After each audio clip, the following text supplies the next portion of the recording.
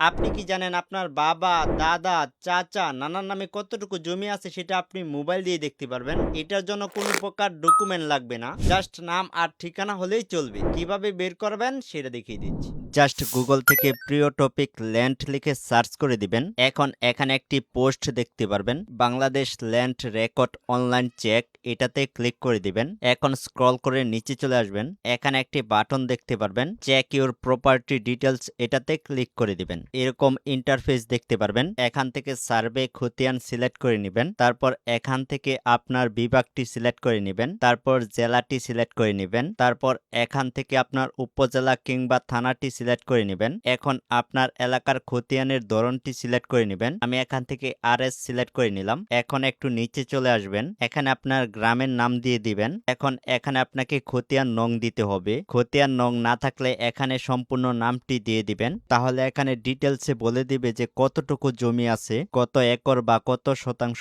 জমি আছে, সবকিছু এখানে দেখিয়ে দিবে। আপনি চাইলে এখান থেকে একটি ম্যাপ ডাউনলোড করে নিতে পারবেন কিংবা আরো বিস্তারিত এখান থেকে দেখতে পারবেন। এমনকি এখান থেকে প্রিন্ট করেও নিতে পারবেন। তো ভিডিওটি খুবই গুরুত্বপূর্ণ, টাইমলাইনে শেয়ার করে রাখতে পারেন, যে কোনো সময় কাজে লাগতে পারে।